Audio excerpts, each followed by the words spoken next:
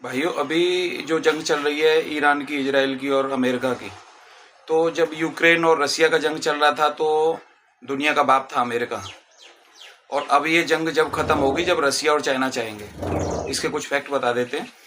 क्योंकि अमेरिका के पास जो ऑयल रिसोर्सेस हैं, अमेरिका ने उनको अपने पास छोड़ा हुआ है। तो वेनेजुएला से तेल लेगा, सऊदी से लेगा, दूसरे कंट्रियों से वो तेल की आपूर्ति पूरा करता है।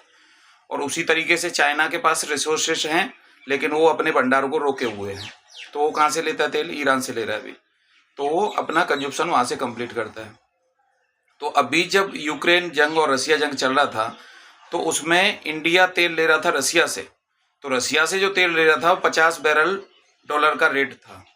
अभी जब दोबारा इंडिया रसिया के पास गया है तो उन्होंने बोल दिया, भाई साहब अब ये आपको 90 रुपये में मिलेगा, 90 रुपये में मिलेगा, आपको 50 में नहीं मिलेगा, क्योंकि तेल के कच्चे तेल के दाम बढ़ चुके हैं। तो इंडिया को इतना लॉस हुआ कि जो 50 का है वो आपको डबल 90 में आपको पड़ेगा। और रूस को भी ये मालूम है कि अभी अमेरिका अपने क्लच में आ गया है। तो इससे रूस को जो घाटा गया है वो तेल से पूरा करना है, इंडिया से पूरा करना है। तो ऑलरेडी 90 बैरल के दाम बढ़ा दिए। रूस नहीं चाहेगा कि तुरंत ये जंग बंद हो जाए। रूस चाहेगा ये जंग अभी लंबी चले, तो जिससे मेरा घाटा है वो मैं कंप्लीट कर लूँगा। चाइना को सस्ते में तेल मिल रहा है, उसको 50 बैरल में तेल मिल रहा है ईरान से। तो फिर वो नहीं जंग चाहेगा। ठीक है।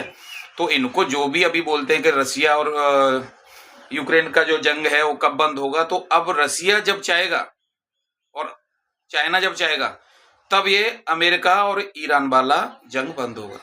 क्योंकि अमेरिका के बेस हैं मुस्लिम कंट्रियों, गल्फ कंट्रियों में, तो बेस पे ये हवाई हमला कर रहे हैं। तो उसके लिए बोल रहे हैं कि भाई इनके पास कहाँ से इतना बम और मिसाइल, इनके पास कहाँ से आ गए।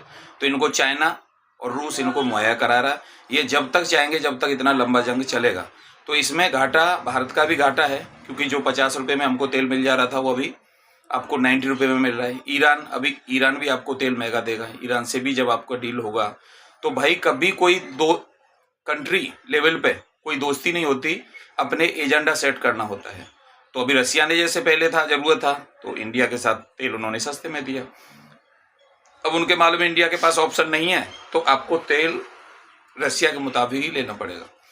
तो ये इंटरनेशनल लेवल पे ये कहना कि भाई ऐसा है नहीं कि आप इजराइल के साथ थे, ओवैसी बोल रहे थे कि भाई आपने इनका साथ, ईरान का साथ क्यों नहीं दिया। अरे भाई, ईरान से तेल लेते हैं, और बाकी आर्म्स कहाँ से लेते हैं हम, टेक्नोलॉजी कहाँ से ले रहे हैं? इजराइल से ले रहे हैं।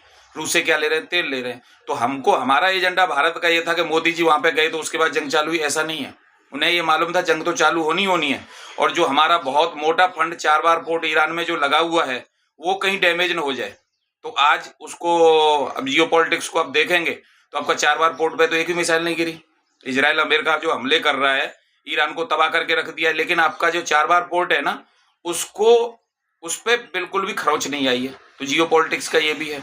आपको जब एक फोन पे मोदी जी ने बात किया, तो भाई आपके टैंकर वहां से पास होना हो गए।